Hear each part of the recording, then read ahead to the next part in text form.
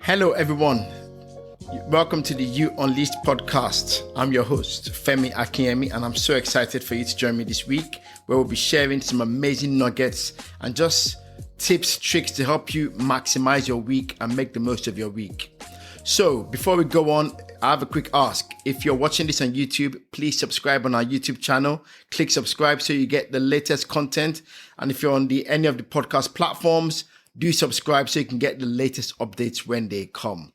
So diving into this week, what are we talking about this week? Have you ever had a great idea or a goal, only to overthink it until you talk yourself out of it? You're not alone. Now, the fact is that over 70% of people feel stuck in overthinking at some point in their lives. This is from Harvard Business Review.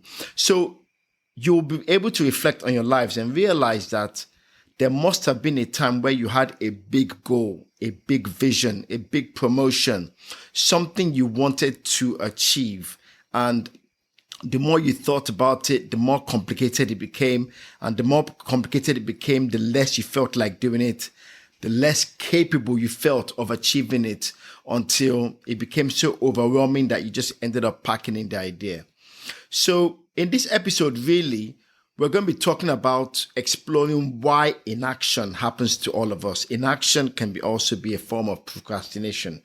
Why does it happen to us, and how can we break through it with practical steps? You know me, I'm all about practical steps, and I love to share stuff that I personally struggle with as well, because I'm human, you're human, and in reality, at some level, we all struggle with the same things. So that's what we're going to be doing, because overthinking keeps us stuck. So many of us, it keeps us stuck.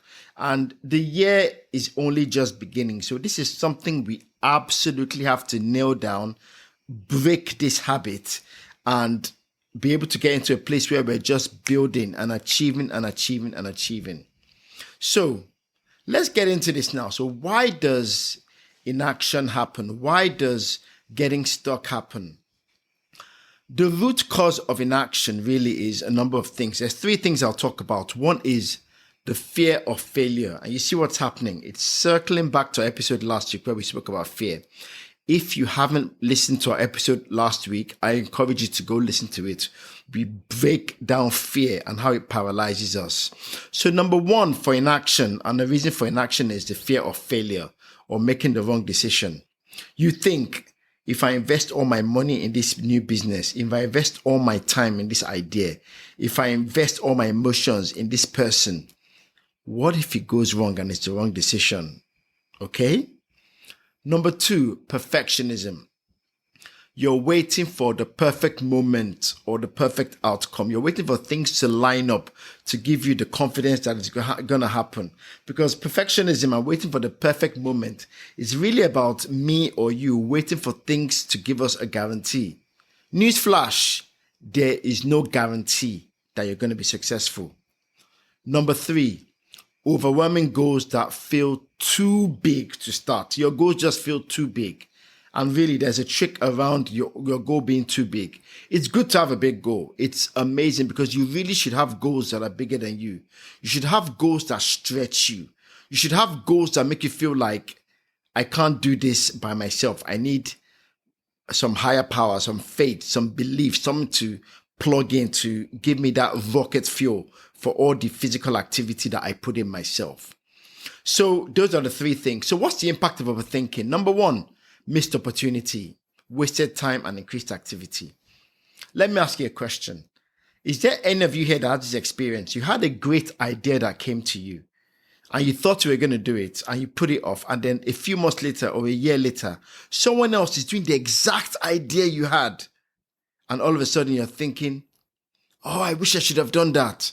That is what's called a missed opportunity, wasted time, and increased anxiety.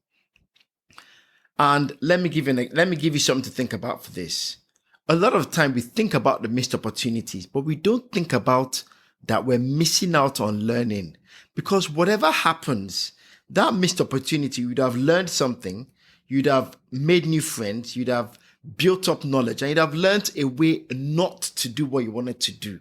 So the reality is that even if you had failed, you would have still come out on the plus side. But we miss out on that and we end up sitting down and not doing anything. So what we want to talk about is 3 hacks that we can use to break inaction. So the first one, start small. The reason why you're being inactive and you're not taking steps because your big goal is hairy and scary is that it's big. And if anyone told you today that you were going to own the biggest, I don't know, let's take a rough example, you're going to own the biggest supermarket in the world, it would literally go in your mind. You'd literally think of a big supermarket, like some of the big supermarkets like Walmart, ShopRite, Tesco's, Carrefour, all the big brands. And you think, how on earth am I going to open that? I can't. But what you should do is, if you think back to the people who started these supermarkets or these big chains, they started out with a small shop, made a bit of money, and then bought some more products and got a bigger shop till they owned their full big first supermarket. And then when they made enough money, they opened 2 more and more. So they started small. So you have to break your goal into the smallest possible action and focus only on that. Don't focus on anything else. I'll share a story briefly. I was talking to my coach recently and we were speaking about a new business I'm looking into starting, or I've started. And then my coach said, for me, the problem is you're thinking of the end goal. And when you think of the end goal, the reality is that you're nowhere near the end goal. Think of the smallest possible action you can take and do that and tick that off. And then we go the next day and think of something else. So, for example, if you're stuck on writing a book, start with 1 sentence or brainstorm for 5 minutes. If you're thinking of, I don't know, being a big time event planner, start with just planning your own child's event from beginning to end, but doing it properly. Or your friend's event if you haven't got children, or your family's event. If you're thinking of being one of the biggest influencers, how about this? Start with 1 Instagram story or 1 tweet or 1 message on X. You have to start small.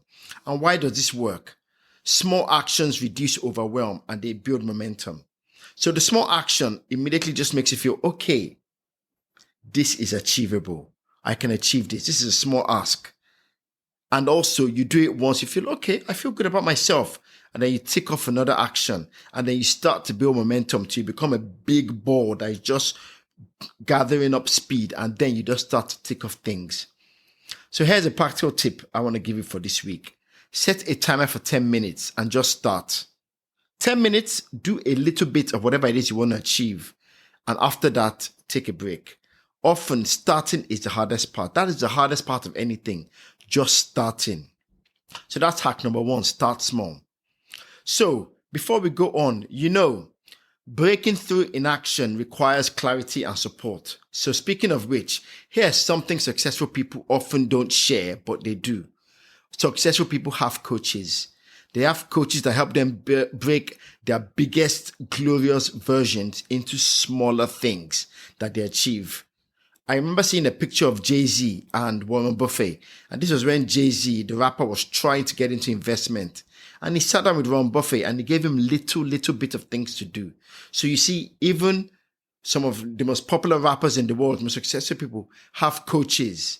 So whether it's finding direction, overcoming roadblocks, or just taking the first step, coaching gives you the edge to move forward with confidence. And that's why at mycareerlabs.co.uk, we help you identify what's holding you back and create an action plan to achieve your goals. Whether it's getting promotion, getting a new job, becoming a director in a business or in your place of work, or overcoming some of the blockers to you becoming the best you can be and earning your maximum salary or wage at where you work or your business, you need a coach to help you on that journey with a step-by-step action plan. Don't let inaction keep you stuck. Visit mycareerlab.co.uk today and take the action and the first step towards success. So let's get back to tackling inaction head on. Hack number 2, focus on progress, not perfection.